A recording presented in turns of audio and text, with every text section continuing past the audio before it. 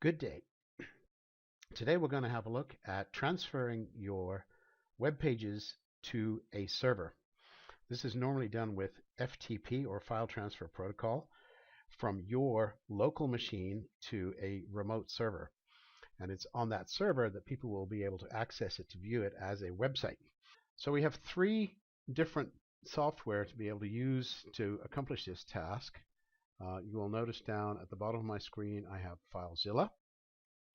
And I've used FileZilla very well in the past, and this is platform independent.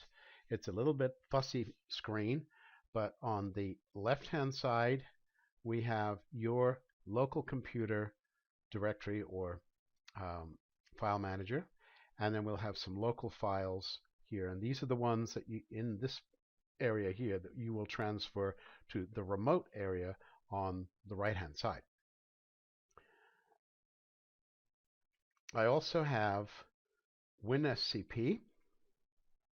WinSCP is exactly the same as FileZilla. It's exclusive to the Windows platform. I find it a lot easier to use, and it's got a couple of advantages over FileZilla. In this case, you're presented with the login screen, and you put your host name, which is stweb.ccv.edu. The port number is always 22. Your username, password, and then you click on login to be able to get there. The third piece of software that I have is called CyberDuck, and CyberDuck actually works now with Windows as well as with the Mac. Before it was exclusive to the Mac. I haven't looked at CyberDuck in any detail. Again, you're presented with a screen of saved accounts. When we click on this, it will connect us directly to the server. So for now, I'm going to focus more on WinSCP, because WinSCP and FileZilla ultimately are very similar in use. Again, they create two windows, one to the left, one to the right, and the left-hand window is always local, and the right-hand window is always the remote. So now we'll have a look at WinSCP. In this particular case here, I already have stweb loaded in, and I can click on login. It'll connect to the host, and it will ask for my password. The other option is to have your password already built in.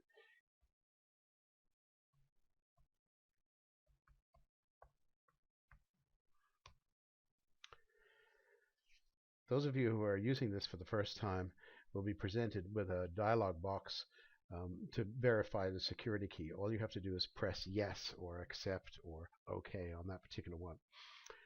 Now that we open this up, the difference between this and FileZilla is that there are only two windows. The local on the left-hand side, left for local, and the remote on the right-hand side, R for remote. So I have logged into my own folder on stweb.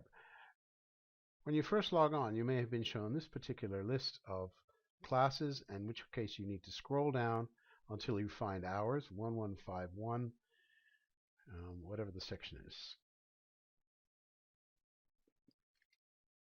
And that will show you a list of all of the people who are in our course, and you will find your own particular username, and you'll double click on it, and it will open up the folder into which you will put all of your web pages.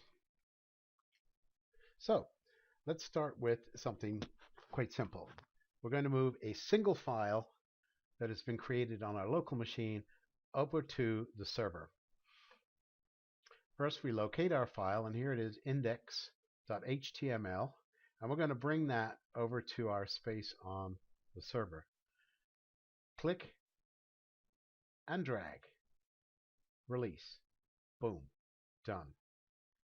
Have a look. It's right there, index on the server.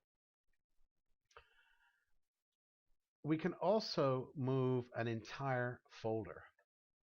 Let's say I want to move week 7 all the way over to the server.